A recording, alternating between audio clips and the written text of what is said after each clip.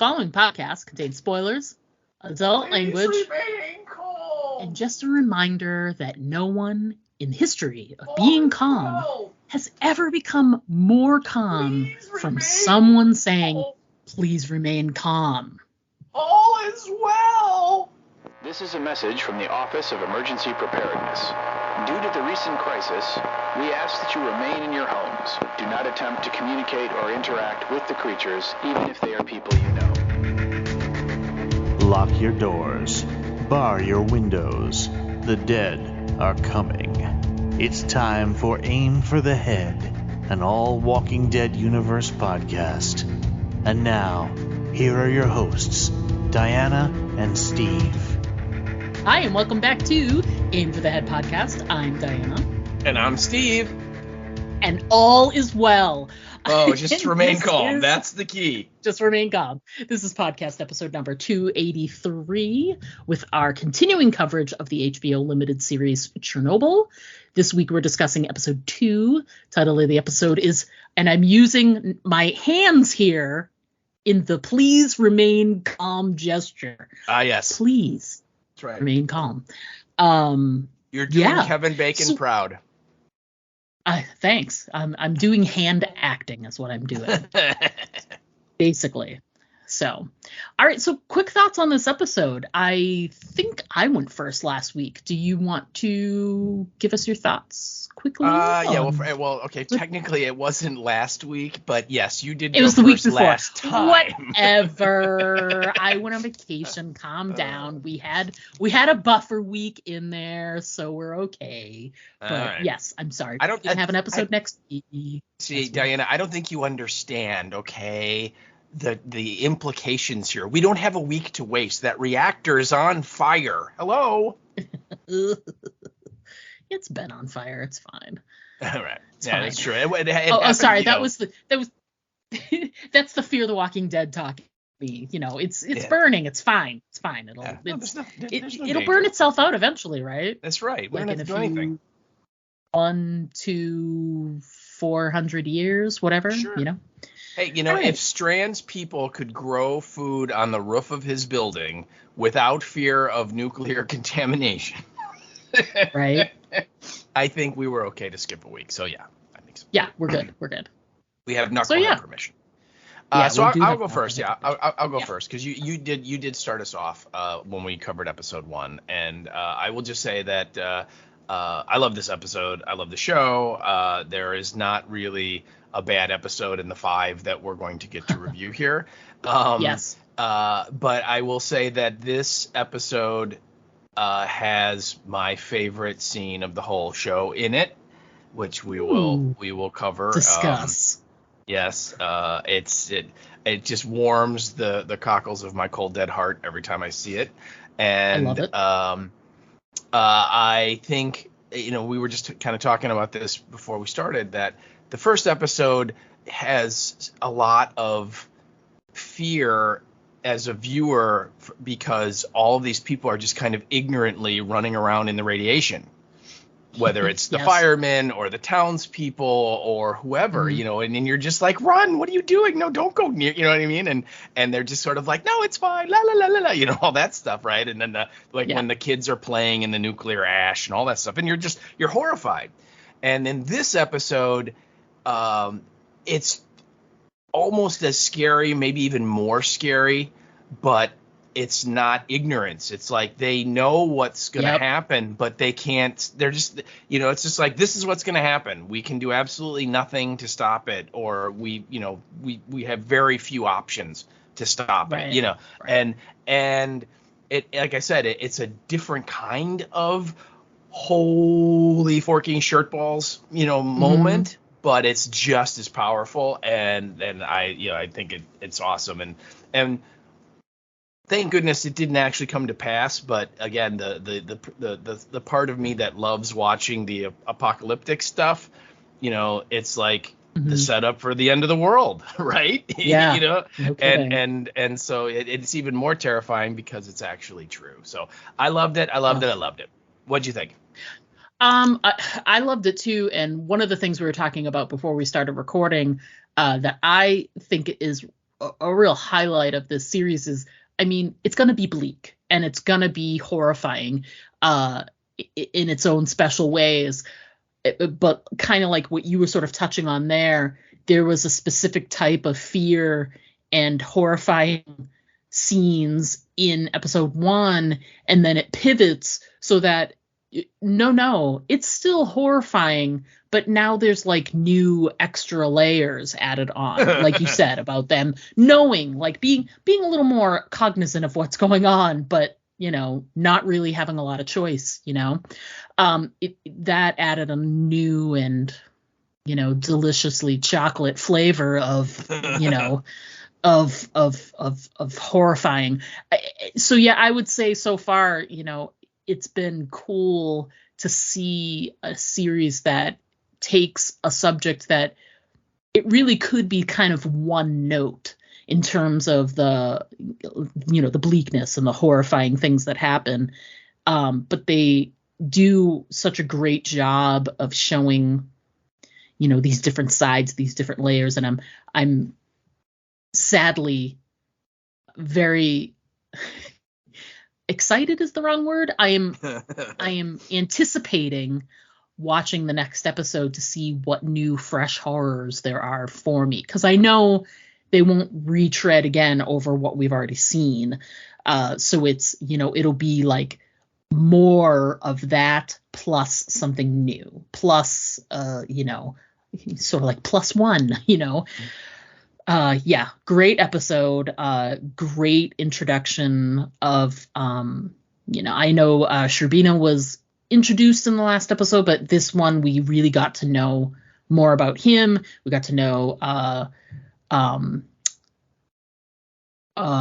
Legasov a little bit, Valeria a little bit more. Mm-hmm. We were introduced to Emily Watson's character, Ulana, and just these great people that are doing such amazing work, and it's just so hard to describe because it's something that actually happened, but it's so full of drama and intrigue and all of this other stuff, and you have to sort of catch yourself and go, this really happened. Like this really happened. I think the moment it really hit me was when they have the scenes with Gorbachev, and I'm like, oh yeah, this all really happened. Yeah, because I know who that guy is. Yeah, I recognize that dude. Yeah, I recognize that wine stain on his head anywhere. Yeah, it's great. It's a great episode. I can't wait to talk more about it. So yeah. All right. So before we jump into details of the episode, let's sort of do a quick recap of what we're expecting to see in this episode. So why don't you do episode description? We'll jump into the rest. All right. So here we go. It is, again, we're reviewing the HBO series Chernobyl, and it's episode 2. So 1.2, and the title is, as we stated, Please Remain Calm. Please. Remain calm. Please remain calm. All is well. And the description that HBO gave us is, with untold millions at risk, Ulana makes a desperate attempt to reach Valeri and warn him about the threat of a second explosion. That is your episode description. And I see you made a note, and we'll keep it in there. Writer Craig Mazin, director Johan Renck. It is the same writer and same director for all of the episodes. Sort of our thing to discuss them, but just as a reminder, that's your writer, it's your director, and they do the whole series, which I think is really interesting. We're used to episodic things where there's maybe some different people collaborating on the writing from week to week, and also definitely different directors on different episodes. That's something we're a little more used to. So this is more like a movie split into 5 parts. Written by Craig and directed by the same guy. So it's a 5-hour movie that they thankfully broke up into pieces, because could you sit and watch 5 hours of this dark story? I probably could. I mean, it keeps getting funnier every time I see it. It's true. Yeah, you're right. I mean, clearly Mason, met with Johann Rank, and they decided that they were kindred spirits about this because they made it that Rank directed all 5 of the parts, and you have to assume that they shot a lot of this all at once, like you said, like a big movie, and then they just in the editing they knew there was going to be points where, okay, this can be an episode and move on, kind of a thing. So, but yeah, what a great team. I mean, Mason again is displayed in Last of Us and continues here, or actually here first, but you know what I mean. Great writer. Yeah. Oh yeah. Really good at writing dramatic television. Clearly it's like scary dramatic television, but he's good at it. This our director here. As good as he was in episode 1, I think he's just as good, if not better, in episode 2. This is true. Very, very, very, very good. Let's talk the opening scene, because the first sort of opening establishing scene, we meet Ulana, and we get this great scene where she's working in a different lab, hundreds of miles away from people, and she is at work in her lab, and this alarm goes off. She opens the window, right? Well, the coworker, she's sleeping. It's Saturday, and the coworker comes in the morning, and she's like, "Where's everybody else?" And he's like, "They didn't come in." She's like, "Why not?" And he's like, "Because it's Saturday." And so then he goes, "Oh my God, it's so hot in here." And so then he opens the window. And and literally, like, you're right. As soon as they open the outer screen that lets the breeze in, the radiation alarm goes off. Beep. And at first they're like, "Is it in here?" And she's like, "No, it would have gone off already. It's outside." And so right away they're like, "That ain't good." And remember, he's like, "Is it the Americans?" That's his first guess, right? Yeah. And then he's like trying to go like, is it a bomb, some kind of new bomb or something? And she's like, everybody here is working on those, so we would know if they were testing one or something. You know what I mean? And so then she swabs the window and goes to another part of the laboratory where there's enough of these ancient looking 1960s era technology. And she puts it in there, and it analyzes it, and it tells her that it's U-235, she knows it's reactor fuel that is what is that radiation signature is. And so then it's just a question of where do you think it's coming from. And I wrote this down. I thought it was just, how could you not get chills when she calls the closest nuclear plant, and they're like, "No, our radiation level's at like 4, so it's normal. It's not a problem." And then she calls Chernobyl, and he's like, "That's like 400 kilometers away. It can't be them. It's too far." And she then just kind of, and he's talking, and then she kind of just puts the phone down and goes, "No one is answering the phone." It's just chilling. It is. You're just like, "Oh my God." Yeah, and when she said she was calling them, in my head I was like, yeah, no one's getting that phone call. Right, yeah, really, yeah. You won't get the "please remain on the line. Your call will be answered in the order that it was received." No, nothing. It just rings. So please remain calm. Yeah, that's right. Yeah, someone will be right with you. It's funny, in that whole opening scene, there when it became clear that her lab is that she's working out of is hundreds of miles, hundreds of kilometers away from Chernobyl. Yeah, she's so much so that Chernobyl was not even on their mind. They were like, "Oh, it's got to be this or this close by."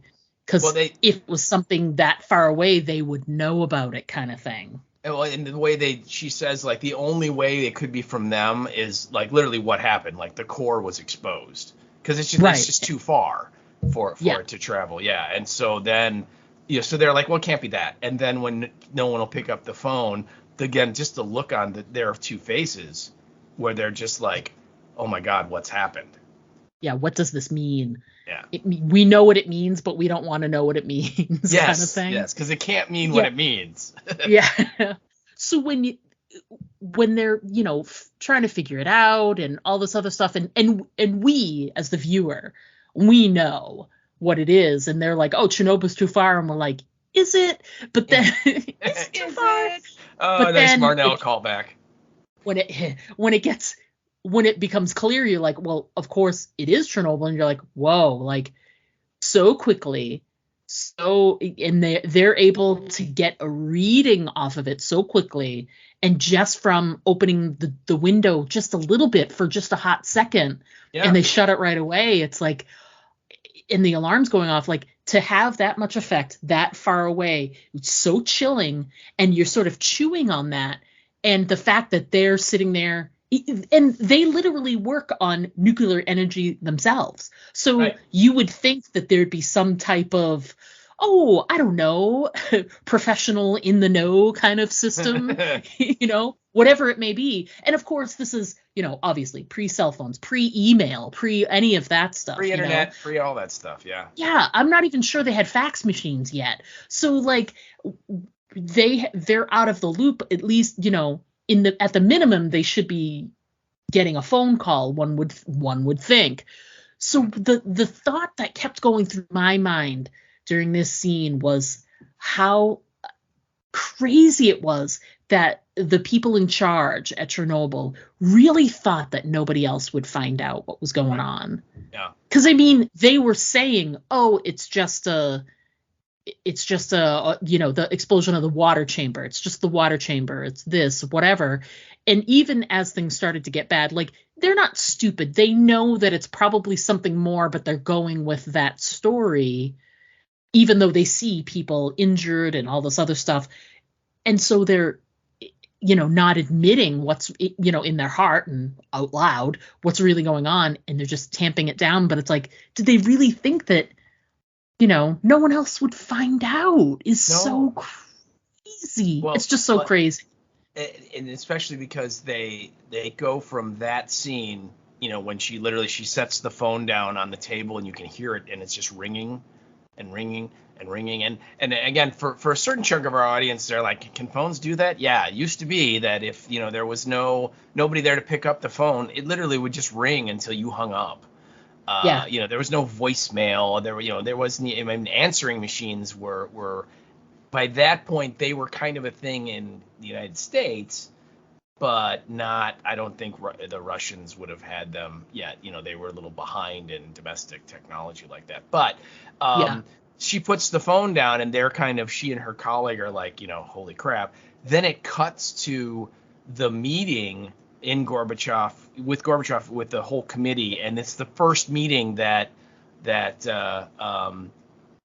our two main characters, Sherbina and Legasov, go to. And this is the one where Sherbina basically told him in the end of episode 1, you're only supposed to answer questions about the reactor. Other than that, don't say a word, right? Yeah. and when they cut to that meeting, it's like near the end of it, and literally all of those guys are telling Gorbachev everything is Jake. We're solid. The fire's under control. There's enough radiation. It's about the equivalent of a chest X-ray. The whole thing is we've kept our security. The West doesn't know. It's all this stuff. And Gorbachev's like, okay, good. And he's like, well, then let's adjourn. And literally, Legasov has to bang his hand on a table and go, no. And he then starts to bring up, the fact that the firefighter burned his hand on the black mineral, and he goes, that means it's graphite, and if it's graphite, it means it's from the core, and the only way it could be there is if it blew out. And he's is basically trying to be like, you guys cannot just adjourn this meeting and not do stuff, because we are in deep shirt right now. Yeah. And but you're right, it's just like the most important thing up until that moment in that meeting was shh. Make sure nobody finds out about it. I know. It's just. I know. Oh, you're just like, well, yeah. Yeah, but thank God he said something, because then at the end of the meeting, Gorbachev is swayed, and he's like, both of you, Sherbina and Legasov, go find out. You're saying one thing, you're saying another. Go see it, come back, report. Basically. Yeah. Well, and first he tells. Sherbina to go, and then he says, take Legasov with you. And Sherbina's like, I don't think I need. And he's like, do you know how a nuclear reactor works? And he's like, Yeah. no. And he's like, well, then how are you going to know what you're looking at? Take him with you. And he's and the look, again, Skarsgård is so great in this show. I mean, and they both are. He and Jared Harris are both great, but just the looks that Skarsgård, it's like death, right? He's looking at Jared Harris like, I am so going to kill you. Yeah. Well, everything in the Soviet Union is about looks and reputation, and it's all how things appear, how things look to your superiors, to the outside world. There's just so much wrapped up in that. And in that moment where Gorbachev asks, do you know anything about nuclear reactors, and he has to admit no.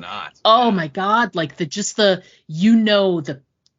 he literally had a moment where he had to weigh out, I have no desire to say no, but I also know what the crime will be if I lie to the premier. He literally weighs that out. You can see it happening for a hot second, and he's like, no. Yeah. He has to decide. So well, and he also is weighing out this idea, which is touched upon in episode 1, which is everybody knows that someone's going to get blamed for this. Yeah. And so there's a lot of like musical chairs going on in episode 1 and a little bit here in episode 2 about it ain't going to be me. I'm not going to be the one that doesn't have a chair when the music stops. It's not going to be my fault. Even though, again, Sherbina, it's like he's like the guy in charge of like that area, in general. So technically you could say it is his fault because it happened in his area on his watch, right? Even though he, like that, what did the head of the reactor say, last week? It wasn't my fault. I was asleep when you guys did the test, right? Yeah. But it can't blame me. Yeah. But the communist system, no, we will find someone to blame. And so the whole point is to get to the truth and prevent, the end of the world, but also do it in a way that doesn't get me sent to a gulag or killed. Yeah. Yeah, you gotta weigh out the gulag, which is just not something in regular society or regular like democratic societies that is something we have to think of, but it's a real threat. I believe in there. The closest we have to a gulag here in this country is Cleveland, but that's it. Oh, Cleveland listeners, I'm really sorry. No, you're not. Sure I am. I've been to Cleveland. Mm-hmm. Did you stay? Well, no, because I was on a road trip. Of course. And it wasn't the final destination. I have stayed in Cleveland, but it was in, we're on our way to somewhere else. So, yeah. Okay. Anyway, I always want to go to the museum, the Rock and Roll Hall of Fame, but it just never happens.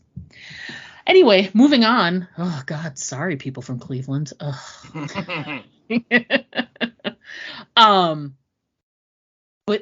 so they leave that scene. They go to the reactor, Legasov and Sherbina, and that scene in the helicopter is just amazing. Mm-hmm. I mean, first of all, his hate is like spewing from his pores, Sherbina. And he hates Legasov so much right now because he was embarrassed. First of all, he spoke up when he wasn't supposed to. And then he was embarrassed in front of Gorbachev. And now he's being sent on an errand and he has to bring this other guy with him. And there's all of that. And he's he's seething. You can tell. And he asks about the whole, tell me how a nuclear reactor works. And that scene is just amazing. And he does that, and he does it really well. I think the way he used that terminology about the bullets thing, that was very, it helps really illustrate the point. And, but then to go from there and then have the whole, oh, we're coming up on the plant. And he's like, oh my God, it's still smoking. And then when he's like, fly right over it, he's like, don't fly right over it. And you're like, oh my, like I was watching it and I was like, oh my God, oh my God, oh my God. I hope they don't fly right over it. I really don't. And this tense like standoff where he's like, do what you're told, I'll shoot you. And he's like, it doesn't matter if he shoots you. If you go over it, it's going to kill you quicker than the bullet would, or the same. And there's just this whole tense scene. And he ends up not going over it, which was a wise choice, because it would have killed all three of them. Oh, everybody in that helicopter would have died. Yeah, Legazov goes up to the pilot and basically says, if you fly over the core in a week, you're going to pray for that bullet. Yeah. Yeah. And that pilot kind of looks at him and he's like, yeah, we ain't doing this. And then they veer off. But yeah, and I think it starts because Legasov looks at the pilot says, hey, we're coming up on the plant. And Legasov's like, I can see graphite on the roof. Yeah. And that's what prompts Sherbina to be like, well, let's fly right over the core. Then we'll get a definite look. And because again, he just doesn't know, he doesn't know. Yeah, he's got no sort of frame of reference. Yeah. Yeah. Yeah. And Legasov is like, look, you see that light? That's the radiation ionizing the air. Okay. That's why that funky color is happening. It's like, we can't go over the core, and you're right. Thank God they didn't, because otherwise it would only be a 2-episode show. I know. Sorry, we can't tell the rest of this story scene because we drove our helicopter over the core. And now we're dead. Yeah. I mean, it was slow, but really we're gone. Yeah, and I think that either before the helicopter scene or right after it, there was another again the word chilling came up a lot in my notes. It's difficult because it's like you want to come up with a different word, but you're like horrifying, chilling. Yeah. Bleak. Yeah, right. But it's just every scene you're like, oh my God. But there's this scene in the hospital in the hospital where all the women are having the babies in episode 1. And remember at the end you see the line of all the ambulances showing up with all of these firemen that are irradiated and stuff. And the one doctor, the gal who has obviously a glimmer of what radiation burns look like and what you need to do, she is walking around and the doctor that delivers the babies, he's rubbing milk on the guys' faces because he's like, it'll help absorb, and she's like, no, stop. And then she's like, we got to get all of their gear off, it's all contaminated.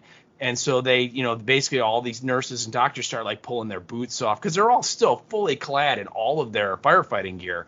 And the scene I thought was chilling was when they go down to the basement and it's just a shot and it's just a line of these nurses and doctors walking into this room with an armful of gear and just dropping it on the floor and then turning and leaving. And then there's another one behind that person and another one behind that person. And the pile's getting bigger and bigger. And it's boots and coats and shirts and the helmets and all that stuff. And remember, about halfway through, one of the nurses drops the stuff and she looks at her hands and they're already starting to turn red.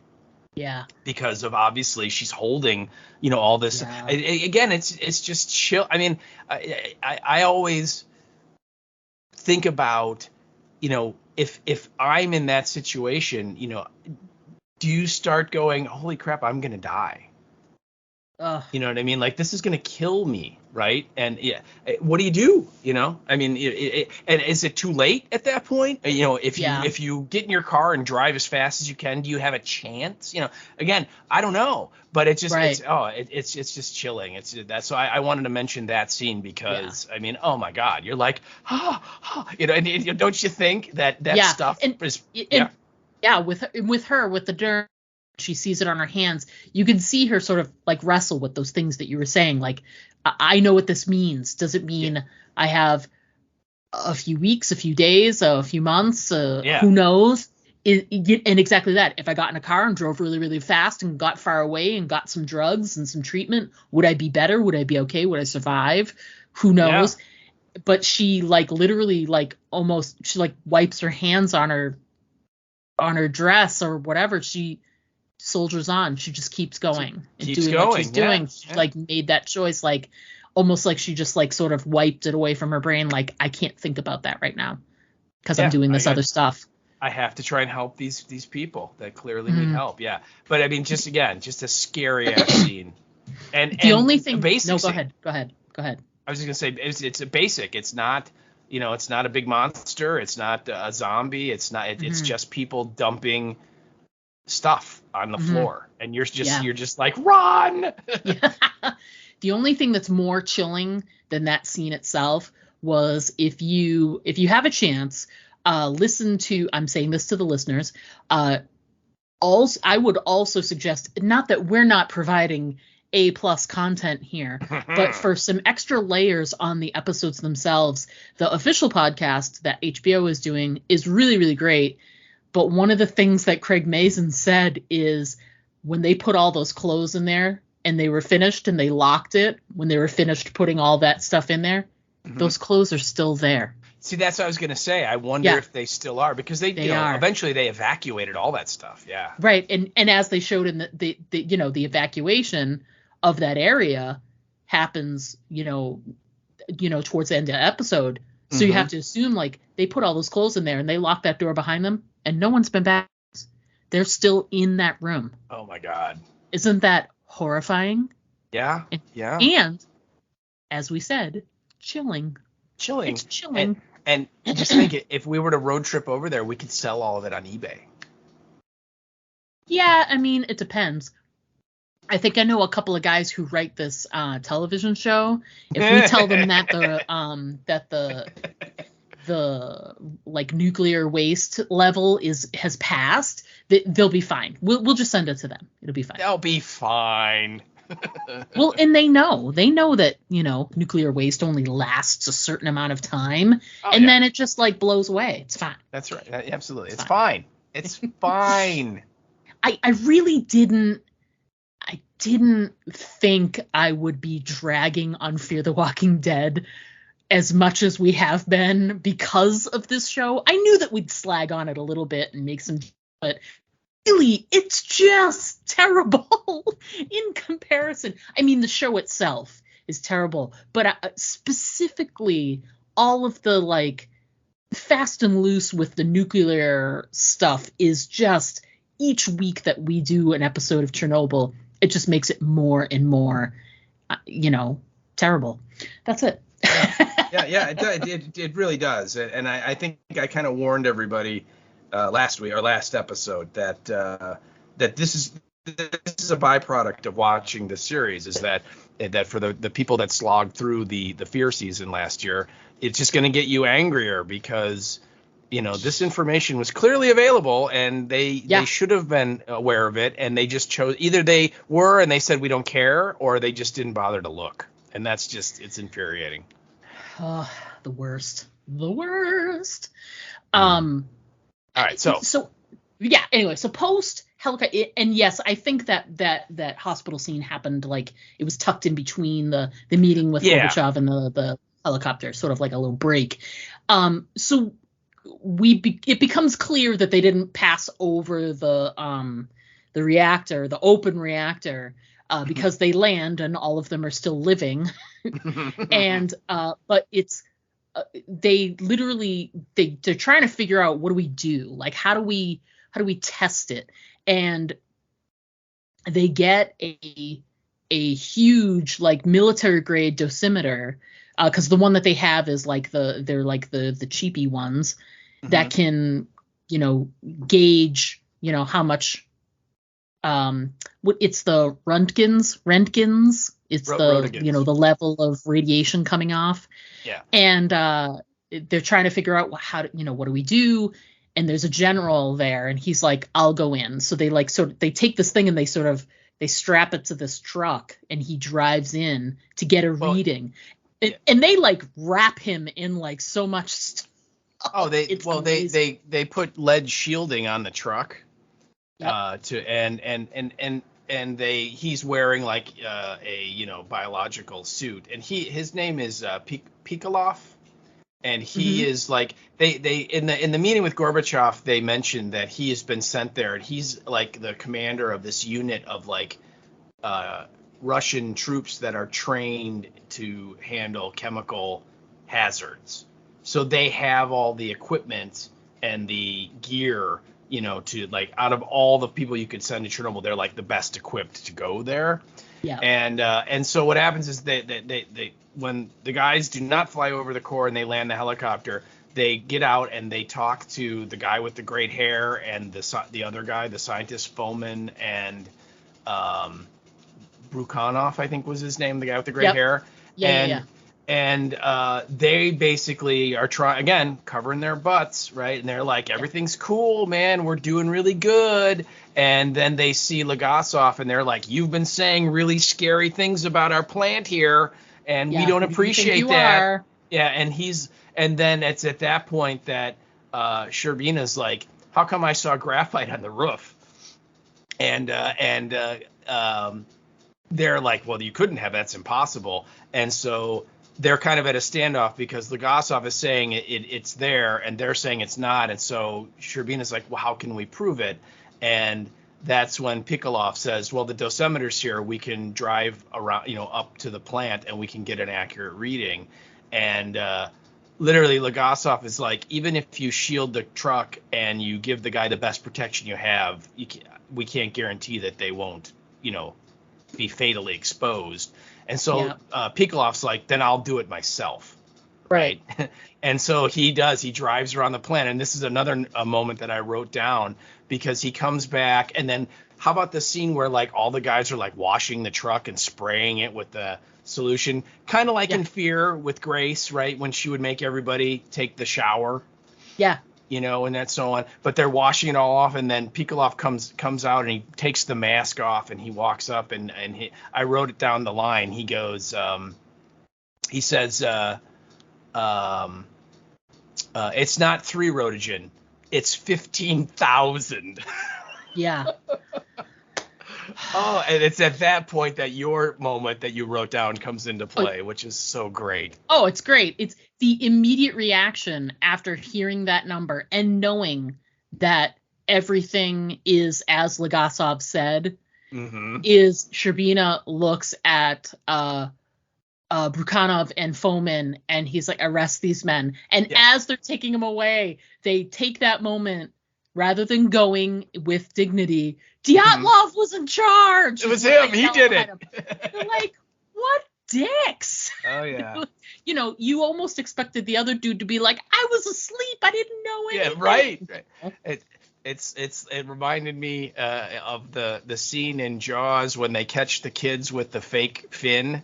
Yeah. And the one kid's like, he took my underwear. Yeah, they're like, he made me do it. He made me do it. And you're like, son of a bitch, kid. Ugh. Yeah, that's a great scene. And I think what's great about it too is, it's funny, and it really makes you go, God, dicks. But you finally realize when he does that, it's the shift. Sherbina is now on Legasov's side. Yes. He recognizes that, yes, there is a reactor break, and now they're in fix that mode and not what they've been doing, which is just like, we're just going to keep throwing water on the fire and it'll go out eventually and we'll be fine. Yeah. So now it's like, okay, now let's get the smart people to work. What do we do next? So, yeah. Yeah. And I believe he asks Legasov right then, like, what can we do? And Pikolov is like, well, we can start dumping fire or water on the fire. And Legasov's like, yeah, you don't understand. It's not like a fire. It's an exposed nuclear fission that's like 2,000 degrees. The water will vaporize before it reaches it. And so then Sherbina's like, well, what can we do? And he's like, we need sand and boron and have to dump it on there. And he's like, well, okay, how much? And he's like, I don't know. And he's like, just give me a number. And he's like, 5,000 tons. I was like, that is specific. Right. And so and then he kind of explains that the reason we need so much is because we can't fly, the helicopters can't fly right over it and dump it because they'll, die. So they're going to have to dump it close, which means we're going to need a lot because a lot of it's going to miss. Yeah. And so, and I thought it was a great moment because Sherbina then basically walks away and he's like, where are you going? And he's like, I'm going to get you the boron in the sand. And you kind of see what he brings to the table in this partnership is that Legasov's the guy that knows what's going on and theoretically how to stop it. And Sherbina's the guy that can make shit happen. Yes. Yeah. Because he's got the connections and he's the one that is more higher placed within the government. Yes. Yeah. He like your note on the character guide, the man in charge, the main man in charge. He is the main man in charge, pretty much. Yeah. And so that you're right. And as soon as that dude comes back and says it's at 15,000, which, oh my God, 15,000. Ugh. Roja. I mean, just think about that remember in episode 1 when the small dosimeter that only went up to 3.6, and of course it was maxing out at 3.6, right? Yeah. And the reaction then was, well, that's not great, but it's not terrible, right? That's 3.6. The actual number is 15,000. I mean, it's like, holy crap. You knew, though, too, like in episode 1 when they were saying that, when if you catch it, when they very first talk about the first reading and they bring up the dosimeter and they try to tell everybody in like the control room, it maxes out at this. We need to get someone, they were trying to say like, there's another one that goes higher. We've got to try that. But they didn't hear that. Whoever was trying to say that, it gets cut off or whatever. You could tell that he wanted to say like, it says 3.6, but that's as high as it goes. And we need to blah, blah, blah. And they're like, okay, so 3.6 it is. Yeah. That's not bad. And you're like, no, it's probably high. It's much higher than that. Yeah. And if you remember, they do go get the other one that's like locked in an office or something. And as soon as they turn it on, it burned out. Yeah. Right. The rating was so high, it burned out. And so, and again, they're like, oh, how do they expect us to do anything when the gear is so crappy?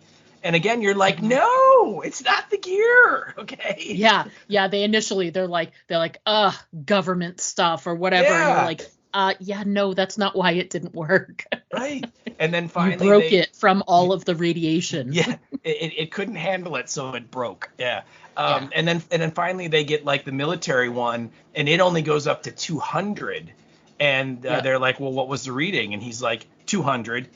And again, they're like, well, that it's an army thing, and who knows how accurate it is, and they don't know how to use it, and making excuse after excuse, because again, if they admit that radiation is that high, they're done. Yep. Yeah. So, exactly. Yeah. And they were as soon as he came back and said that it was 15,000, his immediate reaction was arrest these men. Yep. Thank you so much for your service, comrades. Thank you for your time. Your hair will look really beautiful in the gulag. That's right. And then they're like, Dadloff was in charge. Oh my God, the worst. Such a dick move. And speaking of dick moves, I wrote down. And I can't remember if this scene happened before that one or not. The sequencing is a little foggy to me. But our girl Komayuk goes to see like the main communist guy in charge of Minsk area, and she's like waiting, and the secretary's like, maybe you could come back tomorrow because he's really busy. And then finally he comes out of his office, and she just walks right up and goes, I know about Chernobyl. And he's like. So then they go into his office, right, and he's just like, oh, my God, just patronizing as all hell to her. And the mansplaininess, yes. Oh, yeah, and she's like, you have to evacuate, the city. You have to take these precautions. And he's like, no, I don't. I've been told everything's fine. And then she's like, I'm a nuclear physicist. You worked in a shoe factory. And he's like, that's right, I did work in a shoe factory, and now I'm in charge. And basically is telling her to get the hell out of his office because she's a woman and she doesn't know what she's talking about and he doesn't want to hear it, And again, chilling moment. What does she do? She comes out of the office and she goes up to what I wrote down, that douchebag secretary, and she gives her a bottle of iodine pills. Yep. And she's like, take one every day until they run out, and try and get as far away from here as you can. Go east. And then she leaves. And then look on that woman's face is like, it's the end of the world. But I do love that, like, she's like, she absorbs it all in, and she knocks out one of the pills, and she takes one right away. You know it, yeah, right away. Again, it's great. It was just again another example, like you said, about a different type of scary, in that you get the sense that the vast majority of people that are in charge have no education, no clue about what's really going on. And part of it is a system too, is that, like, that guy I'm sure was told everything's fine, and so he's like, I'm not going to rock the boat. Yeah, of course not. You know, if they said it's fine, it's fine. And if it doesn't, it turns out not to be fine, they said it was fine. So I'm not going to get in trouble. You know, so a little bit of that too. But just the ignorance of, you know, like, I used to work in a shoe factory and now I'm running this place. Ha, ha, ha. You know, what a great scene. What a great scene. I mean, it was the perfect symbol for, like, bureaucracy, is someone who is in a position of power who totally doesn't belong there. Yes. Yes. Yeah. Yeah. Absolutely. Yeah. Reminds me of a previous president who appointed really stupid people to really smart positions, and it, you know, had devastating consequences. Okay, to be fair, as I seem to recall, they were the greatest people in the history of people at those positions. And then when they quit, then suddenly they were the worst people ever, and he didn't know why he appointed them. Yeah. Ugh. They were the worst. They practically begged him for a job. That's right. Yeah. But what are you gonna do? And it's only after really. Sorry, I jumped a little bit, but there's this really great scene that I think is, again, another sort of pivot point in the episode. We already had Sherbina's pivot to, now I'm on the side of science and not, you know, making up stories. But then there's a second pivot, but it's an emotional one. And the scene where, you know, Legasov he's very frustrated. He's an emotional guy, which is, he's such a great contrast between all these other characters. And, you know, everybody's, like you said, like the shoe factory bureaucrat guy, you know, everybody's sort of doing as they're told and not rocking the boat and all that other stuff. CYA. Yeah, exactly. Covering their butts. And he's not. He's leading with it, you know, his emotions are on his sleeve, and he's so fired up about things. And in one of those moments, being really fired up, he lets loose on Sherbina and basically says, you'll be, you know, it's not just the people around. He's trying to get them to evacuate the area, and they don't want to, and all this other stuff. And he's just so frustrated and whatever. And Sherbina's trying to downplay it, like, it's not too bad. And if we, you know, the boron and the sand, and it should, and he basically flies off the handle and is like, it doesn't matter. Like, you know, from what, even us will be dead in 5 years because of this. And he knows this, you know, Legasov knows this because of his expertise. So it's something he's already been wrestling with, is even the little bit of exposure I've had so far is going to affect my health, and I'm going to die from it. Ultimately, it's going to shorten life. The more I'm around it, the shorter it becomes. And Sherbina, he's very recently moved to the side of science and rational thinking.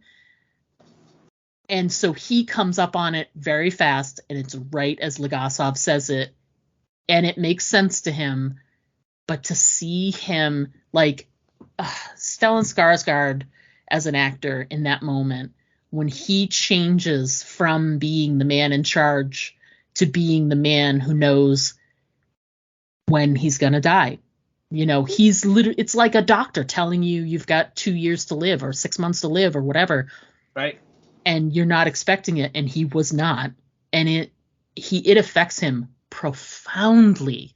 And the way that Stellan Skarsgård acted that scene is just amazing. I just, there aren't enough adjectives and superlatives to put to that scene. He's an amazing actor, full stop. I love pretty much anything that guy does. He's just so talented. And this is just another moment. And he doesn't say a word. He literally does everything physically. And you know that he is internalizing and coming to grips with everything that Legasov just said. It's wonderful. To me it was the and there are some funny moments and some high moments and low moments in this episode. To me, that was my favorite moment of the whole episode. A couple of things. First off, you're right. Legasov, he is the weirdest. It's a brilliant character, but it's such a juxtaposition because on the one hand, he's a cold, rational scientist. Yeah. Right? And he will tell you without mincing words exactly what's going to happen, exactly how everything's going to die, exactly how this is the worst thing ever and it's terrible. But like you said, he is also emotional and he is fly off the handle, and he bangs his fist on that table. Right. And basically he's like, no, we have to, you know what I mean? And we have to do something. And it's just weird because you usually don't see that. Usually the scientists are the rational, cold, I don't want to say unfeeling, but that's, they keep all that inside. And they're more logical. He does not. They're much more logical, and don't usually display emotions in that way, typically. Yeah. Right. And yet he does. And again, it's a wonderful character. But then you're right, that whole scene, he's talking about evacuating the town of Pripyat, which is like 3 kilometers away. Yeah. And you're right. Sherbina's like, the medical doctor says we don't have to. And he's like, he's a medical doctor. He doesn't know about radiation. It's not his thing. And he's like, if he says it's safe, it's safe. And that's what kind of gets this argument in, which ultimately Legasov says, we'll be dead in 5 years. And that just, Sherbina blanches when he says that. And you're right. And the facial expression as he's processing that is awesome. And then if you remember, the phone rings. And it rings for a good 10, 15 seconds because Sherbina is still like getting his head around. Still processing it, yeah. What did you just say? Yeah. So when he finally shakes himself out and he picks up the phone, he's like, and then he hangs up and he's like, a nuclear facility in Norway picked up the radiation. Yeah. And then the Americans have had their satellites take pictures of the site. So everyone knows. And then he says in Germany, they're not letting the children play outside anymore. Yeah. And, that's in Germany, which is, thousands of kilometers to the west. And then he looks out the window and he sees those like high school kids walking down on the ground outside. And that is like, again, a pivot point because now Sherbina is like, holy crap, if the Westerners in Stuttgart or wherever he said, Frankfurt, they're not letting kids go outside and play there. Yep. Because of this, we have to get these freaking people out of here. Like, you're right. Holy crap. Everyone, we're in deep, again, shirt. We're in deep shirt. And yeah, it's a tour de force moment. And it's like an example of acting. You know what I mean? It's like you just watch it and you're just like, oh my God, that guy is good. Yeah, like you said, an example of acting. Like they should show this for actors that want to see great moments where someone has an absolute 180 emotional shift and doesn't say a word. Watch this scene. And it's without a big monologue. It's not, it's literally him just sitting in this chair, and it's just the you can, like you said, you can just see the journey happen on his face. It's awesome. Again, they hit a home run on the casting on this. There's no doubt. Oh yeah, they just it's only after they find out that it's been detected in this other country And not only, so it's sort of like a snowball from there. It's detected in another country. It starts to hit the news, etc. And then it's even found out that someone looked in on a satellite and saw, and I think they said it was the Americans too. Yeah, the Americans too, yeah. That they took pictures with the satellites and got, they know that there's something happening at Chernobyl. They see the smoke, yada, yada. Yeah. And so I think now they have to. Don't they play that little clip of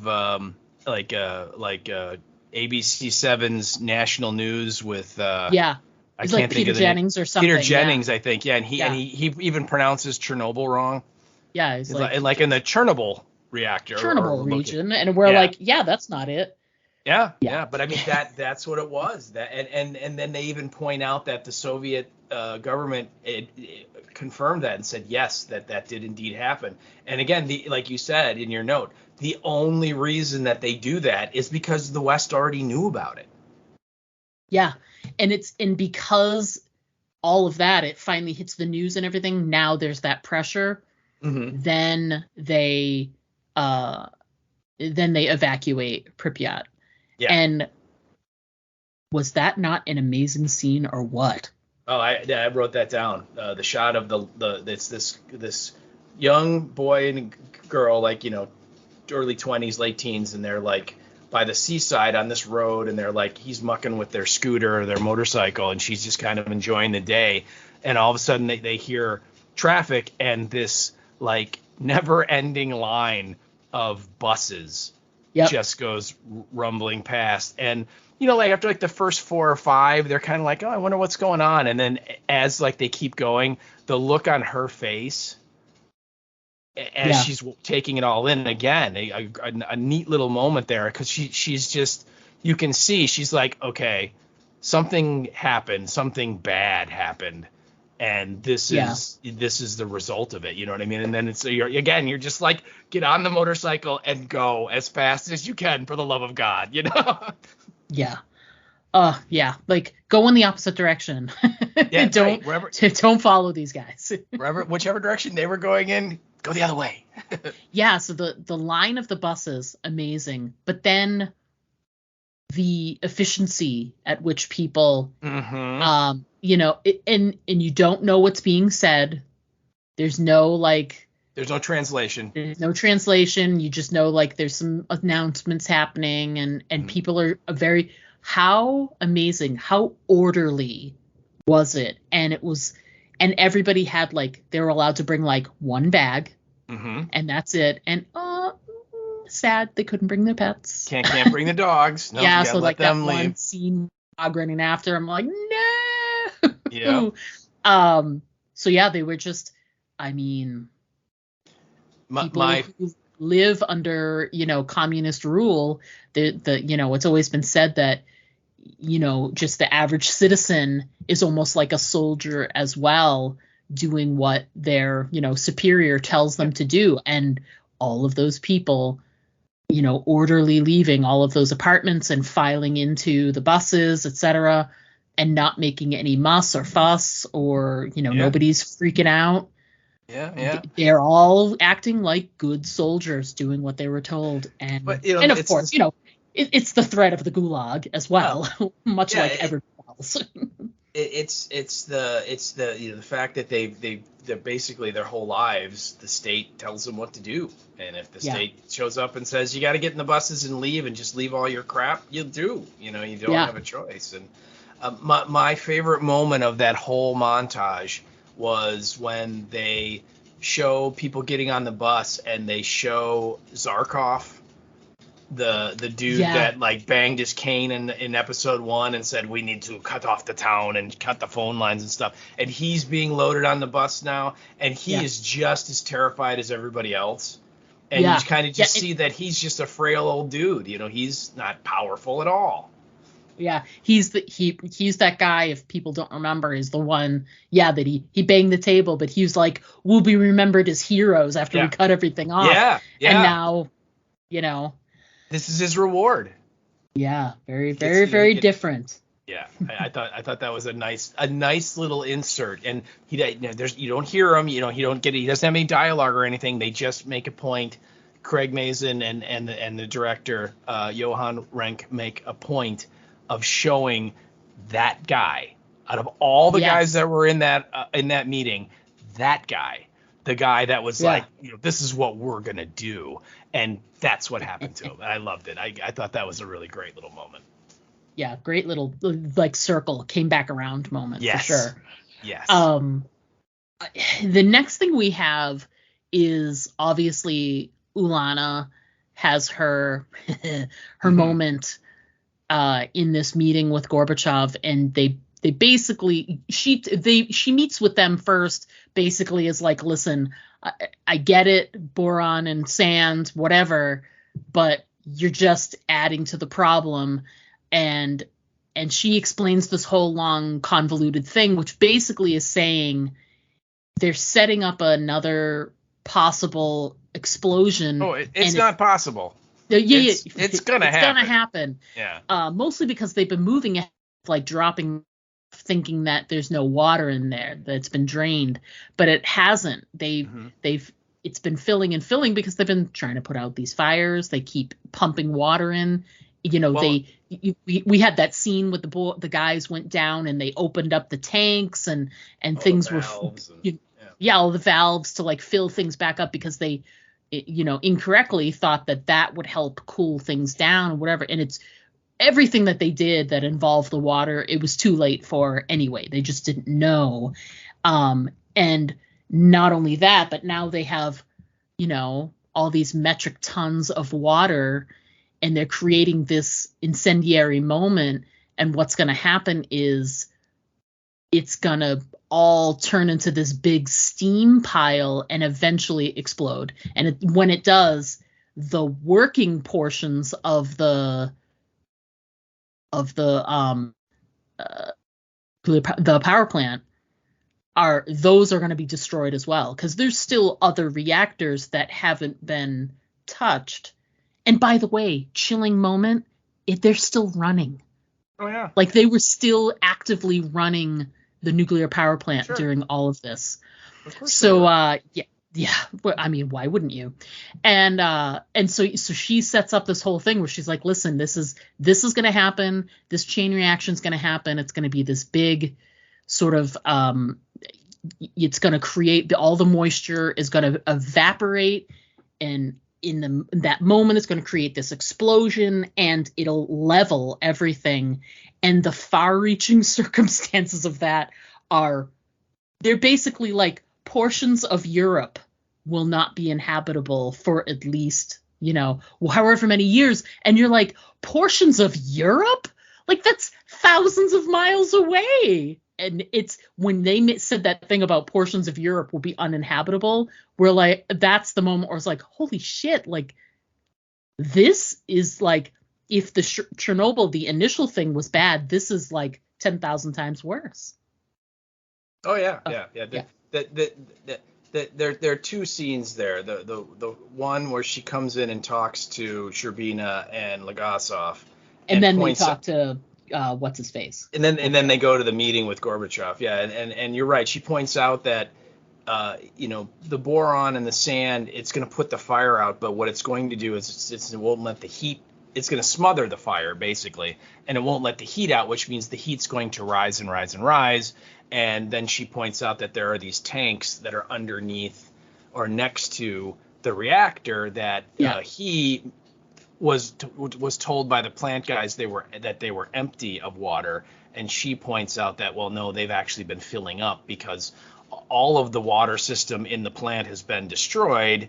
And they're like runoff tanks, basically. If that happens, the water goes in them. And then, like you said, the firemen, their hoses have been pumping water in all night. And so all that water is going in. So she's like, they're going to be nearly full. And so then they cut to the scene, which is the next meeting that Gorbachev has. And this scene, this is my favorite scene of the whole show. For exactly the reasons that you just said, because it's so great because when they start the meeting, Sherbina goes, Mr. Comrade Legasov is going to be handling this part of the meeting. And then he just sits down, right? So he's like, all right, you're on, And yeah, you're so good at handing out good news. I Yes. got my own dose. Why don't you lay it on them? Well, and keep in mind that the meeting starts and Gorbachev comes in and basically goes, I have spent the last, 6 hours on the phone with friends and enemies telling them that everything is under control. He's like, please tell me that this is true. That don't make me have to go back on the phones again, And so that's when they tell him what's going to happen. And basically they say that the sand is eventually going to be turned into a lava. It's going to get so hot, and then it's going to burn through the concrete pad, and then it's going to hit these tanks. And I wrote these lines down because, again, it's like, I'm going to say chilling again. It is.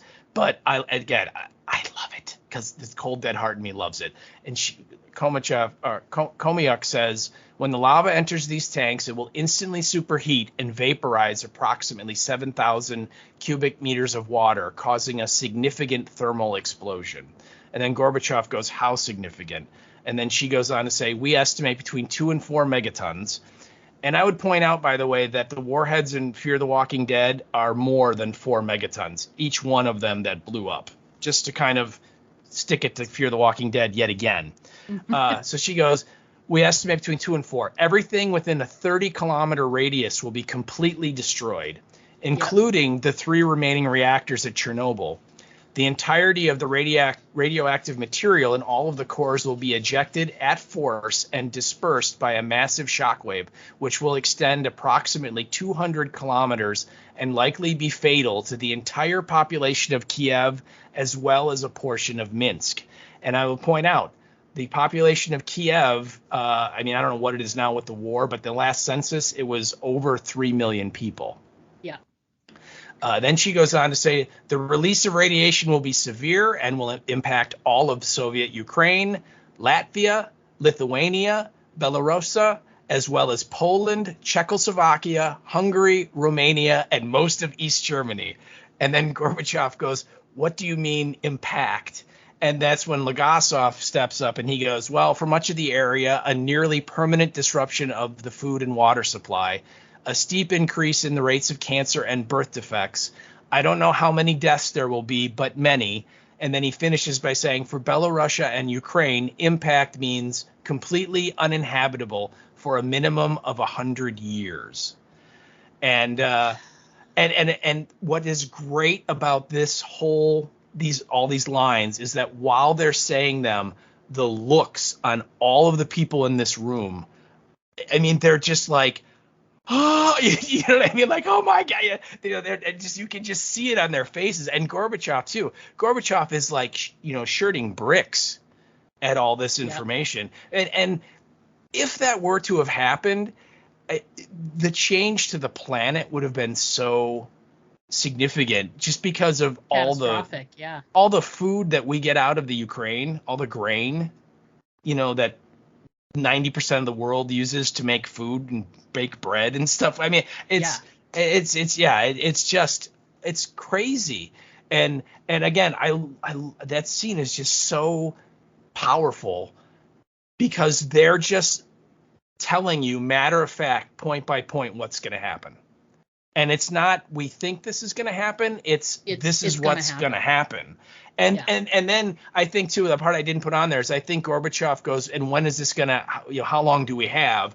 And Legasov again is like, about 48 to 72 hours. Forthwith. That scene is just so killer. And I don't mean that with a pun. It's just the way they play it, and then the way everybody else in the room reacts to it. It's just so great and scary. And like you said, as you're watching this, you're like, this was real. Yeah. The ultimate layer. Yeah. Yeah. This is not like we're watching Dr. Strangelove or something that is, clearly just made out. This almost happened.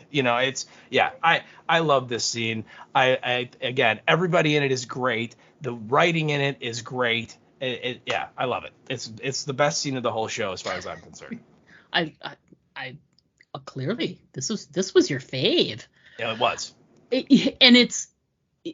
It has that element that we were talking about earlier about, just when you think it couldn't get more terrifying, we'll add another layer on, another layer, another layer. So it was like, let me tell you the 17 levels of suck that this is going to be. Yes. So it's like, as she is describing each moment, you're like, this is awful. She's like, oh, no, wait. Yeah. Let me tell you more. No, this is awful. Wait, hold my beer. I'm not finished. Keep going. And it's like an ultimate pile on. And instead of it being like a fun pile on, it's really just a pile on of suck and darkness and terribleness. And there's really no end in sight. It's interesting too, because it sort of dovetails into, they're like, well, it seems so hopeless, and they're like, there is something we can do. Yeah. We can do, XYZ, which is they have this plan for going in and emptying out all the water. They have to go in and open up a valve in a certain area, and it'll empty the water, and it'll make it not happen, right? Yeah. There won't be the explosion. Yeah. So yeah. So and Gorbachev is basically like, well, okay, let's do it. And they're like, well, we have to ask your permission. And they're like, what do you need my permission for? They're like, we need your permission to kill 3 people. Yeah. Kill 3 men. They point out that the water that these guys have to go through is so radioactive that, they probably ain't coming back. Yeah, this is definitely going to kill them. Yeah. And it comes, and they sort of give that information, let them chew on that, and they're like, we're here to ask permission to kill 3 men. Yeah. And just that look on Gorbachev's face where he's like, but, it's one of those things. You have to make the call. It's the needs of the many outweighs the needs of the one or the few, It's a very Spock he's got to have very Spock there. thing, yeah. Yeah, well, he says something like, there are always casualties in war or something, almost a military kind of a reasoning of, it's going to happen. And again, you're right. The math clearly screams that, if we have to kill 3 people to save, millions, you kind of have to make that call. I mean, it's a great call unless you're one of the 3 people. But right. It's clearly a suicide mission. And then when that scene ends, then it cuts to the 2 of them, and they're addressing like all the guys that have the qualifications to do it. They know the layout of the basement, and they know where the valve is. And so they're like asking for volunteers. Yeah. And at first I was like, do they really think? And then I was like, oh, they're going to explain the whole thing. They're going to tell these guys everything is bad right now. And people are being, like there's a lot going on, and it is bad, but it has the potential to be like, as we have been saying, describing it 10,000 times worse. Yeah. So you have the ability they're basically saying you have the choice here of being a hero, and you can be instrumental in the outcome of this not affecting, like, because it's not just Russian lives. This would be like he just like Komyukov,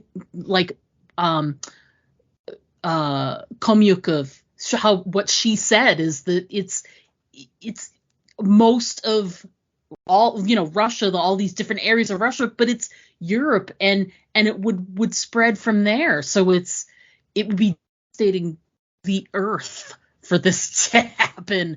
Right. And they lay it at their feet, and I'm like, oh my God, like the pressure and the feeling in that moment.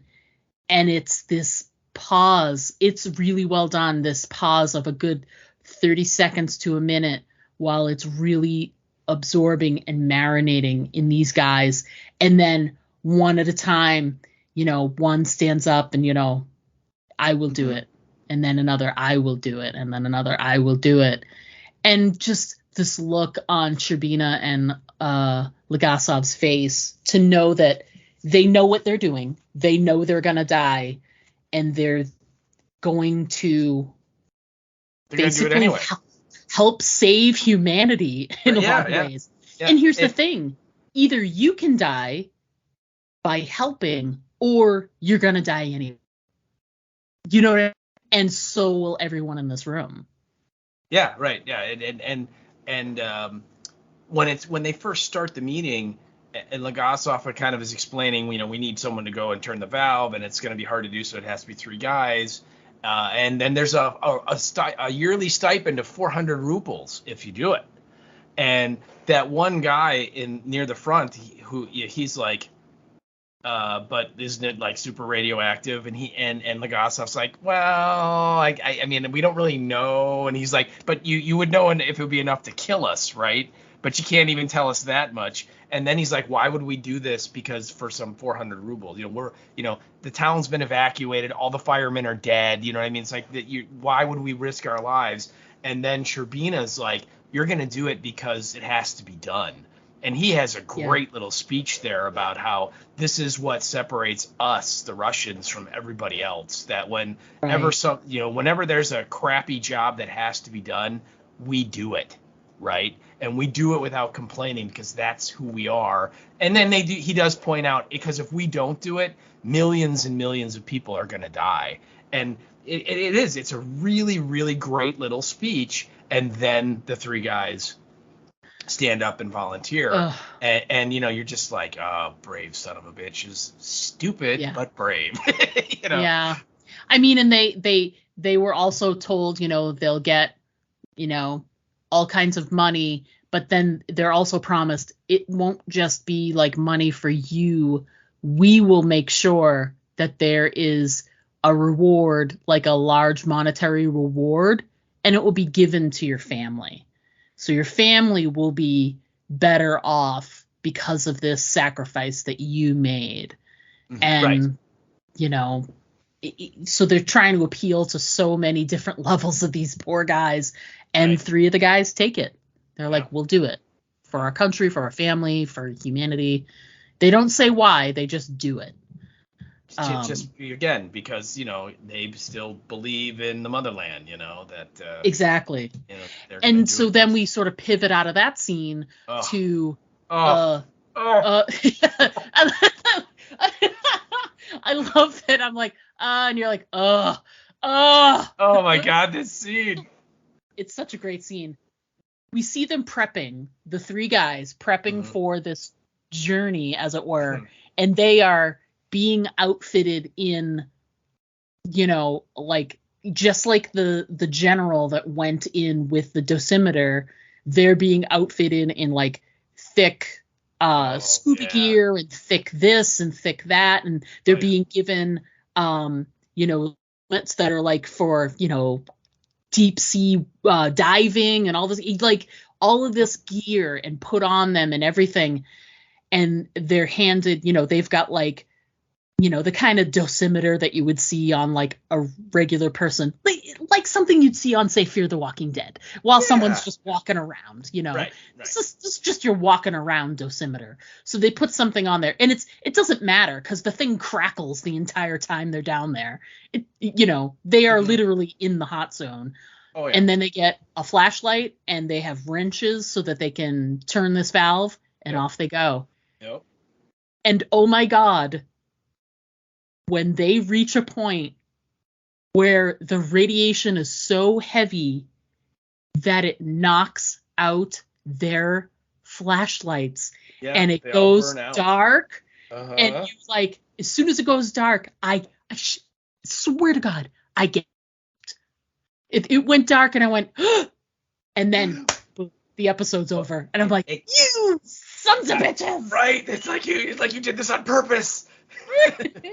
Yeah, but it cuts to black, and you get like a second or two, and all you there's no picture, but you just hear the dosimeter going, at light. It's clearly pegging. I mean, it's as high as it'll go, and then it cuts to then that cuts out too, and you get the directed by credits, and you're just like, no.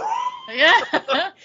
And the worst part is like for some reason I was streaming this on my TV through my phone, and for some reason my phone was not speaking to the TV, so I literally said disconnect on my phone like 3 times, and it kept playing the next episode. And no. I was at this point, I'm like, la la la la la. I shut the TV off and turned it back on, and it literally was still playing. And I'm like, what is that? What fresh hell is this? So I figured it out, but like I saw like 10 seconds of the next episode, and I was like, I don't want it, because I was trying so hard to avoid it, because it ended on such a, oh my god. Yeah. I know. It was incredible. And yeah, it's great. Just such. I mean, it's just. I keep going back to the fact that you're watching it, and like every 5 minutes, you keep saying to yourself, "And this really happened." Yeah, it really did. And like I said, you're able to sort of distance yourself in some of the dramatic scenes, but in those scenes when they're there with Gorbachev, you're like, shit, that's right. This really happened. That's a real guy. This really happened. Oh my God. Yeah. And while, obviously, we know that the world didn't end in 1986. So right. For most of us, it had a good ending. But when you're watching all of these people that are, like, as you use the term, in the hot zone, you're kind of like, at least I'm always like, I wonder how many of these people died, like within 5 years. You know what I mean? Yeah. And I believe they do talk about that a little bit in the official podcast. They do as well. They kind of point out, like this guy, this happened to this person, this happened to that person, and so on. They do kind of cover a lot of the main characters, but just in general, like all those people that they evacuated from that town, you're like, how many of them got cancer? How many of them, just couldn't have children because they, came out with 9 heads and stuff like that. You know what I mean? It's just, you just wonder the human toll that is suggested, but you really don't know. Yeah, it's incredible. Yeah. Oh man, it's funny, like all of those little details. I'm definitely like a Wikipedia person after we've watched something, seen something new, whatever. And it's tough with something like this because I want to delve into the details and everything about this show, but I don't want to stumble across details about some of the real people. And I know Sherbina and Legasov and many of the others were real people that really were a part of all of this. And I don't want to learn anything that you know what I mean, before. Yeah. So I'm dying to like dive into the Wikipedia-ness of all of this, and I can't wait to do that. I'm trying to remember, and I want to say that at the end of the 5th episode, I think they do kind of give you a little at the end, epilogue a little epilogue kind of like what happened to some of the folks. Good. The main folks. So you'll get a little, and there are some surprises where you're going to be like, that person died or that person lived, or you're going to be like, really? See, that's the thing. I don't want to, before the finale, I don't want to know those things. So it's taking all of my willpower to not go into all of that sort of research and stuff like that. Please try not to, because there's definitely some things where you're like, when you see it at the end. So I do like being surprised about that stuff, so I probably won't anyway. All right, cool. Cool. Anything that we didn't hit, I think we did a good job covering our lists there. I think we covered pretty much everything. I got all my points in. Anything you think we missed out on? There's one scene that I wanted to talk about that it's after the 2 guys get thrown in the gulag and they find out it's 15,000 Rochins and all that. Legasov goes to this hotel in Pripyat because he's tired and he wants to sleep, and he goes to the bar, and he's drinking, and there's this couple there, because remember, people are still in the town, they haven't evacuated it yet, and this Right. this couple, he asked for a certain kind of glass from like not the one that the bartender brings, and they recognize this as like a Russian superstition or something, and it kind of spurs a little talk amongst them, and the two of them are like, so are you here about the plant fire? And he just kind of nods, he doesn't really talk, and then I just love this line, because it's a man and a woman, and the woman just kind of looks at him and goes, anything we should be worried about? and he just has to kind of smile and go, no, you're good, and you're just like, and you can just tell it's killing him. It's killing him that he can't get on the table and yell, run for your lives, I know. So I really like that little scene. Again, just a little scene, but wow, it was really cool. Yeah, definitely. And I think that was, there were so many moments that we've already talked about that had those sort of like emotional tipping points. And that definitely was one for Legasov, for sure. Yeah. And then the only other one that I had was, I think we mentioned last week that the Emily Watson character of Komayuk, she's actually like a bunch of scientists that they smushed into one person. Yeah, she's like an amalgam. Yeah, and there's one little scene in this where they kind of give us a little glimpse of what the Soviet scientific community was doing, and it's when she calls like a nuclear facility in Moscow, and she's like, hey, I'm calling about our friend out in the country. And the person, the gal on the other end's like, oh yeah, they're still under the weather. They're very hot. And then she goes, oh, okay, well, is there anything we can do? And they're like, no, they're sending their children. And she says, it's like someone and little Boris, and then she gives the ages, and she says Boris is like 5, and she's looking at the chart of elements, and boron, I think, is the 5th one. Right. And again, they're all talking in code, clearly, because they know the phones are bugged. They know that the KGB is listening, and they're just kind of spreading information so the scientific community knows what's going on. And then she hangs up the phone, and then she turns to her colleague and goes, well, they're going to dump sand and boron. That's what they're doing. And the colleague's like, yeah, that's what I would do. But that spurs her to drive to Chernobyl, because she finds the blueprints and makes the conclusion about the tanks and all of it. But I love that little scene when she calls up the woman, and you kind of get this. My guess is it's a way for the Craig Mazin to show the community without going into the hundreds of people it was, and how they were working, trying to come up, to help, when the people in charge were like, no one talks about this, no one goes there, it's all hush hush, everything's fine, shut up, get back to work.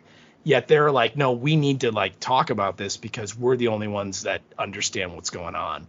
So I like that little moment too. Yeah, that was a good one too. I loved the talking in code. I thought it was super cool. Yeah. Oh, all right. All right. Yes. Well, I think that we did it. We covered everything we wanted to talk about so far for episode 2.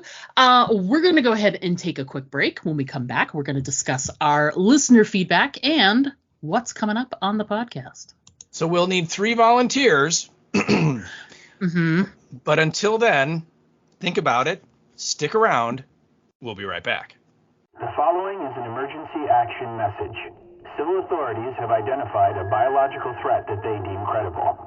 This threat could potentially affect the entire continental United States. The dead are returning to life and attacking the living. 911, what's your emergency? There's a man off bed and he's attacking another man. Looks like he's biting him, like on the arm. The initial signs are puzzling, unclear. Getting pulled out of their cars and thrown to the ground. It looks like the bus passengers are biting their victims. Soon, however, the reality is clear and undeniable. The crisis involving the recently dead continues. Parliament today passed a law that requires all bodies of the recently deceased to be registered and turned Toxic Bag Productions has captured the sounds of the zombie apocalypse and brought them to your gaming table. Background ambiances, zombie attacks, and radio transmissions that set the scene for your modern zombie adventure. Download MP3s from DriveThruRPG.com or ToxicBag.com.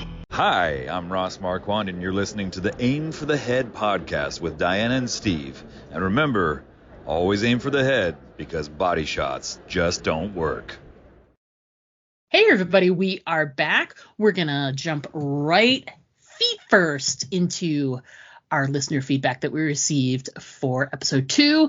And by feet first, I mean I'm going to slap a bunch of protective gear on me. I'm going to grab a dosimeter and a flashlight and splash hope down. it doesn't burn out.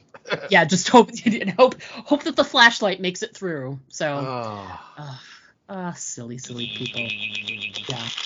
Yeah, it's so great. In that moment, I was like, did nobody think that were we behind the times in terms of the technology for like glow sticks and stuff like that? Again, you would think when like the one helicopter like literally fell apart. Yeah. They would understand that like electrical things don't work so well. Yeah, I don't know. I don't know. Who knows? Oh, who am I to That's right. I shouldn't question. So see, those kind of questions will not get you on the Fear the Walking Dead writing staff. Okay. I know. Oh, thank God. Thank God. All right. So let's go ahead and get started with our feedback. Steve, why don't you get started? All right, I will. We got some awesome feedback this week. I'm super excited. First piece comes via the Facebook, and it's from Penny Lennox. Hello, Penny. Hey, Penny. And she contributed last episode as well, so this is really cool. I'm hoping that we will get Penny's feedback every week, because if you remember, she was like a Chernobyl super fan, she said last week. So yeah, she's very excited that we're covering it. Yeah, so hopefully, and again, please keep it coming, because we'd love to hear what you guys have to say. And Penny starts out by saying, yesterday, as a reward, and I'm using air quotes, for finishing my taxes, I, air quotes, treated myself to a rewatch of episodes 1 and 2. I'm not sure about treats. I mean, everybody's got their own thing. You know what I mean? Hey, I thought it was a treat, but yeah. She goes on to say, I had somehow managed to forget just how heart-wrenching episode 1 is. Knowing that everyone we see on screen is probably going to die in short order and in excruciating pain is rough. I was comforted by just how adroitly the subject matter is handled. I am in awe at how Craig Mazin structured the story to make it watchable despite the horror and tragedy. By starting with the worst part, the rest of the series can breathe. Imagine if the explosion was the final episode and the audience had to watch knowing that it was coming the whole time. Oh my God. I never even thought about that until she posed it, and I was like, yeah, this is better. Holy crap. Don't say that, Penny. Oh my God. Awful. Now, nightmares. Go ahead. All right. So then she goes on to say, episode 2 is a little less horrifying, but also more horrifying. Which it is. It's a different kind of horrifying. It is. It's such a great way to put it. Because we begin to see how Soviet culture created this disaster. The show is a pretty scathing indictment of the corruption and deceit rampant in that system. I wonder how this show was received in former Soviet countries. The relationship between Jared Harris's character and Stellan Skarsgård is the glue that keeps the show together for me. I love seeing these two very different men develop a mutual understanding and respect that turns them into a powerful team. So glad you're covering this tremendous work of art. And then she finishes with hugs and kisses, Penny. Aw, Penny. That's very sweet of you, Penny. And again, I think you're absolutely right. And we kind of talked about a little bit too, that episode 2 is just as damn scary as episode 1. It's just a different kind of scary. Yeah. Which you didn't know would be possible. No. Going in, you're like, okay, this is going to be scary because, nuclear. And you're like, no, it is scary, but let's show you the different types of scary there are available. There's a whole plethora of scary we can show you. Yeah. We've got a cornucopia of scary ready for you. Oh, I do like that she did come up with a different, because we're like, oh, chilling, heart-wrenching. Heart-wrenching. That's good. Yeah, that's good. And I Penny, I agree with you. And I think we also talked about this, and we kind of see the formation of this in this episode, which is the team of Jared Harris and Stellan Skarsgård, and how at the beginning there was not a lot of respect, And now Right. you're starting to see there is respect, and we're going to see that relationship grow as the series goes on, because these two realize that the only way they're going to get out of this and not kill the world is if they work together. So, Yeah. totally agree with you. Yeah, absolutely. Awesome. Thanks for writing in, Thank you Penny. for writing I love it. in. Yay! Penny's great. Penny is also a Massachusetts person. Ah. Interesting. This story just got interesting. It did. Next up, we got an email from our pal Lisa Dupre. Hello, Lisa. Hello, Lisa. And Lisa writes in and says, Dear Diane and Steve, in my entire life, I have never changed my mind about a character as quickly or as completely as I did with Boris Sherbina. I know technically that Legasov is the hero of the piece, but every scene that Sherbina is in belongs entirely to him. He's incredible. The fact that he goes from threatening to throw Legasov out of the plane to believing he is the only one who knows what he's talking about is to see. And I really the moment when he sees Fomin and Brukhanov, she puts, I think I spelled that right. You're close.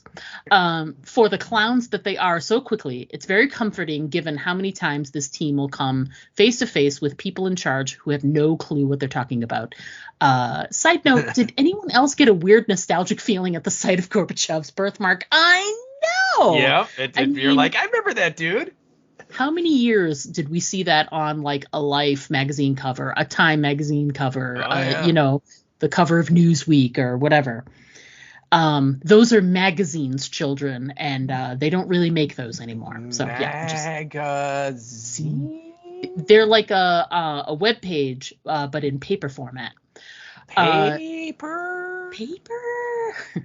She continues on and says, but I don't just love Sherbina because one of the most heroic things to me in this entire series is done by Legasov.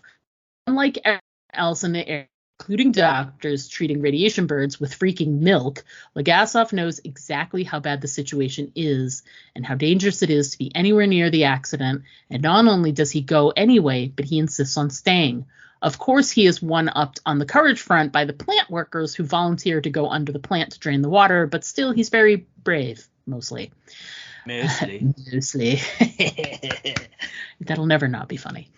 There is so much about this show that is very Soviet, but that wasn't my first impression when I saw episode 2. I think it's because I'm watching it now and not in 2019 when it came out. Because I'm seeing it in 2023, when I first saw Legasov stand up in a room full of bureaucrats and confront the real threat they were facing, my first thought was, oh, he's the Russian Dr. Anthony Fauci. Got it. And that's a really interesting way to look at it. I appreciate that. It is, yeah. She continues, thing is, even with the most drastic body count calculated for the total deaths of that nuclear reactor blowing up, with no one ready to deal with consequences, even including the increase in cancer rates for decades in the region, it's still less than a third of the U.S. body count during the worst year of the pandemic. Oh, my God. Mm-hmm. Wow. Mind blown. Wow. That's, whoa. Continuing, she says, when I hear Legasov talk about the danger of lies, that's what I think of. And while we're comparing U.S. versus USSR reactions to things, that evacuation scene, when they finally admit that they need to evacuate people, is the most Soviet thing I've ever seen. Can you imagine the entire population of an American town willingly getting into buses with one suitcase and no backtalk? Also, it's true that Boris Sherbina was the head of energy in the USSR and knew nothing about nuclear power, but at least he knew what graphite looked like. If there had been an accident at an American nuclear power plant during the last administration, you know who would have been our Boris Sherbina? Rick Perry. Remember I made that comment about people who don't know what they were doing being placed into positions of power? I do. Rick Perry, the guy who thought wearing glasses would make him seem smarter, but still forgot how to spell EPA. And then she put about 10 rolling her eyes emojis. All right, in Rick Perry's defense, there are 3 letters in that word, okay? There are, yes. I mean, it's tough to put them in the right order. It is. And he wanted to defund them and couldn't remember who they were, is that's really right. The thing you should remember. Yeah, that's true. Yeah. She continues and says, what I feel like this series is doing a brilliant job of is showing that any government is going to be run by politicians and bureaucrats, not experts. And so what really makes the difference is whether or not we are lucky enough to have bureaucrats who trust the experts. For the sake of our planet, I hope we get more Sherbinas and Legasovs and fewer Perrys and Omarosas. Love and kisses, Lisa Dupre. Yeah. Or, insert other person there. Betsy DeVos comes to mind. Definitely. Okay, but I think, you know what, if you were to like inject bleach into your system, that would negate the radiation. Nope. Nope, that's not how it works. That's not how any of this works. I feel like that old lady in the Facebook commercial. That's not how any of this works. That is not even close. Not even close. Man, does it really make me want to go somewhere into LA and find those two knuckleheads and shake them and just go, that's not how nuclear energy works. Oh, I know. But you're just going to get angrier, kid. I'm sorry. I am. And the thing I keep remembering is that it was brilliant. And the show that those knuckleheads work on is not, and it's ending. So that's, yes. I should calm myself and not worry about it so much. But did you just imagine if Craig Mazin had been the showrunner on Fear? Oh my God. Ugh, it would have ended 3 seasons ago and would have had a really interesting But it would have been great, I mean, Yeah. It's just, yeah. All right. So enough about that. We'll have plenty of time to talk about Fear the Walking Dead when the time comes. So what's coming up next on the podcast? Well, I'm glad you asked. Next week we'll be discussing episode 3. Title of the episode is Open Wide, O Earth. That's got a real biblical sound to it, and that doesn't, make me excited. Just for shits and giggles, I'm not a fan, especially when we're talking about nuclear accidents. Let's not get all biblical. But anyway, that's the title. And the description that we're given from HBO is Valeri creates a detailed plan to decontaminate Chernobyl. Yeah, that was a tough one. Ludmilla ignores warnings about her firefighter husband's contamination. Yeah, and there was a scene we did not talk about, which was a very brief one where Ludmilla squeezes her way past the guards into the hospital to find out where her husband is, and she's told he's being brought to Moscow. Right. Yeah, and then he's being airlifted out of there, and it's too late. He's already left. But he said asks if she can see him, and the guy in charge is like, no, he's leaving now. And then she's like, well, how? I want to see him. And then he's like, well, then you have to go to Moscow. And she's like, yeah, but they're not letting anybody out. And he says, tell them that Colonel so and so said it's okay. So you get the idea that she was able to get out before the evacuation. And we didn't also talk about while she's in the hospital. How about the scene where that, Dimbulb with the baby who was on the bridge goes, is like, take the baby, take the baby. And she's just like, oh my, and he's like all mottled. His face is all got the red, blisters and stuff. You're just awful. Like, oh my God, it's terrible. Yeah, that was a great scene. And she very smartly doesn't touch him or the baby. Yeah. Good instinct there, Ludmilla. Yes. So that's coming up on the podcast next week. And we are, of course, as we have been droning on and on about, once we are finished covering Chernobyl, next up directly after that will be Fear the Walking Dead, which we found out in the past week or so that they are going to be airing the episodes early on AMC Plus. So you can get that pain out of the way sooner rather than later, folks. Tear that Band-Aid off sooner. Now, in previous seasons, they have done the episode available a week in advance. But when they very first started doing the AMC Plus thing, it was only Thursday, and they're going back to that. So the episode will be available on the AMC app starting on Thursday prior to that broadcast. So it's like, 4 days or something like that. And that includes the premiere. So I guess mark your calendars. Yeah. I don't know. Yeah. So yeah, we'll discuss that with it being available early, which the final season of Walking Dead really wasn't. So we had to adjust our podcast schedule. We will most likely be able to maybe go back to podcasting on Mondays, but we haven't really decided yet what that schedule is going to be just yet. So we have that ability because we can watch the episode early and we won't have to worry about, covering it so quickly after it airs on Sunday. So yeah, but more news to come on that. Available early on the app. Tear the Band-Aid off sooner, folks, rather than later. only 12 episodes. And AMC Plus did release something a day or two ago. I don't know how quickly this is going to come out. I would assume they're probably going to roll it along with like the Dead City thing and maybe the Norman Reedus show too.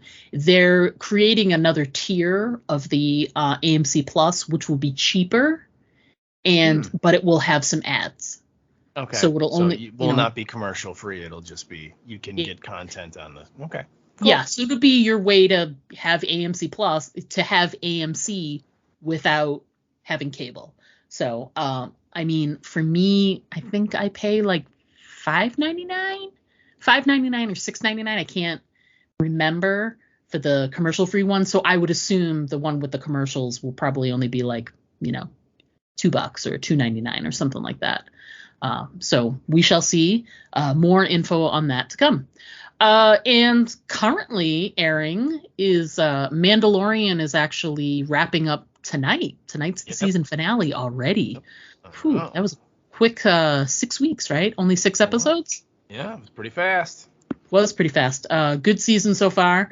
I think I'm up to date. I think so. I think I watched the episode from last week. I watched it over the weekend while I was on vacation. Pretty sure. Okay. Yeah. And Yellow Jackets too. I finally jumped in and oh my God, so good.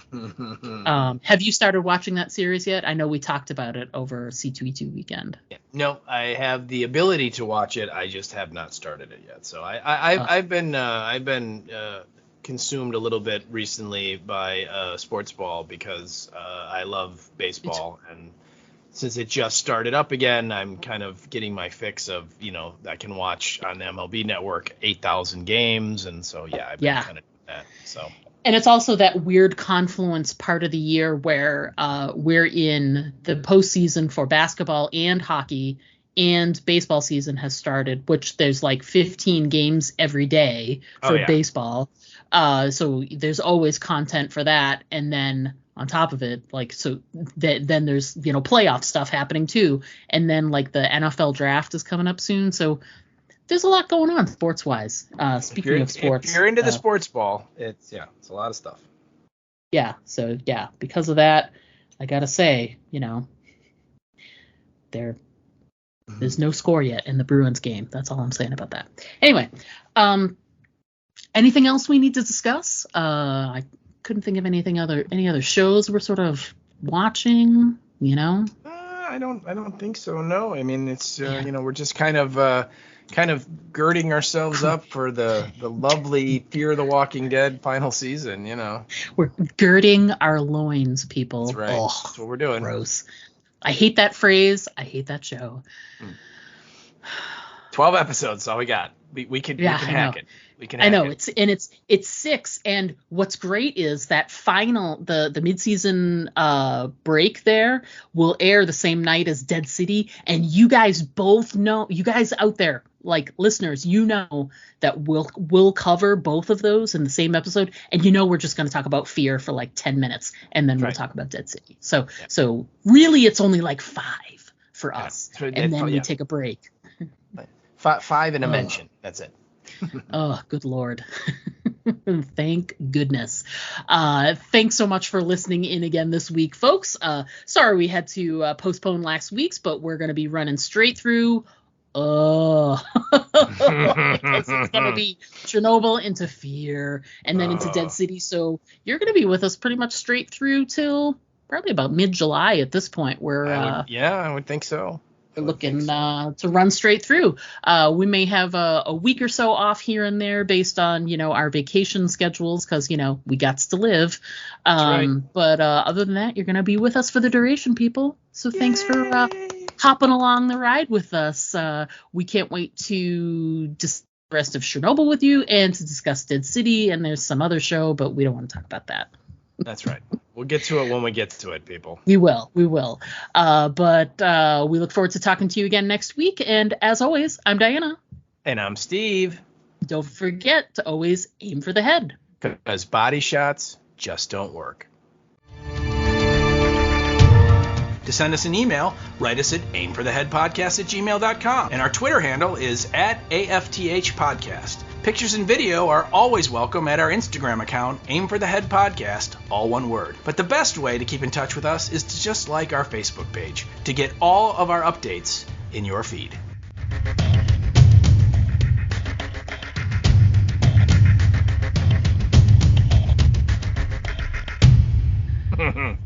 I don't know what that was about. Sorry. It was way more macabre than it needed to be. It was very threatening for a friendly little podcast. I didn't even mean it,